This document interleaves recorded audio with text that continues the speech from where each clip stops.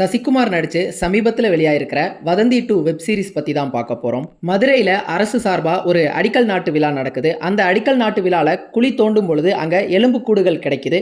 இந்த எலும்புக்கூடுகள் யாருடையது, கதாநாயகன் இந்த வழக்கோட எப்படி சம்பந்தப்பட்டிருக்கிறாரு, இதுக்கு பின்னால் இருக்கக்கூடிய மர்மங்கள் எல்லாம் என்ன, இதெல்லாம் தான் இந்த வதந்தி 2 the mystery of money web சீரிஸ்னுடைய மொத்த கதை. இந்த சீரிஸ்னுடைய கதையை ரெண்டு வகையா சொல்லியிருக்கிறாங்க.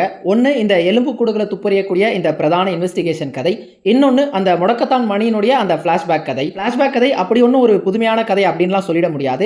அந்த முடக்கத்தான் மணி அப்படிங்கிற அந்த கதாபாத்திரமும் அவனுடைய நண்பர்கள், அங்க அவனுக்கு இருக்கக்கூடிய காதல், அதை சுத்தி வரக்கூடிய பிரச்சனைகள் அப்படின்னு ஒரு வழக்கமான கதை தான். ஆனா யதார்த்தமான கதாபாத்திரங்கள், அவங்களுடைய யதார்த்தமான பெர்ஃபார்மன்சஸ், அந்த மதுரை மண்மனம் மாறிடாத உரையாடல்கள், ஸ்லாங் அப்படின்னு இதெல்லாத்தையும் வச்சு அந்த கதைக்கு ஒரு தனித்துவத்தை கொடுக்க முயற்சி பண்ணியிருக்காங்க. அதுல ஓரளவுக்கு வெற்றியும் அடைஞ்சிருக்காங்க. இந்த சீரிஸ்னுடைய ஒரு மிகப்பெரிய பலம் அப்படின்னா இங்க நடக்கக்கூடிய அந்த விசாரணையில இவங்க பண்ணியிருந்த அந்த டீடைலிங் தான். இந்த விசாரணையில அவங்க எப்படி ஒவ்வொரு தகவலையும் திரட்டுறாங்க, அதுல எப்படி பல்வேறு துறைகள் சம்பந்தப்பட்டிருக்குது, அந்த துறைகளே இவங்களுக்கு ஒரு டிபெண்டன்சியாவும் எப்படி உருவாகுது, ஒரு துப்பு கிடைச்ச பிறகு அதை வச்சுக்கிட்டு இந்த விசாரணையை எப்படி அடுத்த கட்டத்துக்கு நகர்த்திட்டு போறாங்க, இது எல்லாத்தையுமே உண்மைக்கு நெருக்கமாகவும் யதார்த்தமாகவும் சித்தரிச்சிருந்தாங்க. இந்த சீரிஸ்னுடைய மிகப்பெரிய பிரச்சனையா எனக்கு தோணுது என்ன அப்படின்னா இந்த சீரிஸ்னுடைய முடிவு தான். அந்த இடத்துல தான் இந்த ஒட்டுமொத்த சீரிஸ்னுடைய மர்மமே என்ன அப்படிங்கறதே நமக்கு வெளிப்படுத்தப்படுது. ஆனா அந்த இடம் அவ்வளவு கன்வின்சிங்கா இல்லை அப்படிங்கிற உணர்வு தான் ஏற்படுத்துச்சு.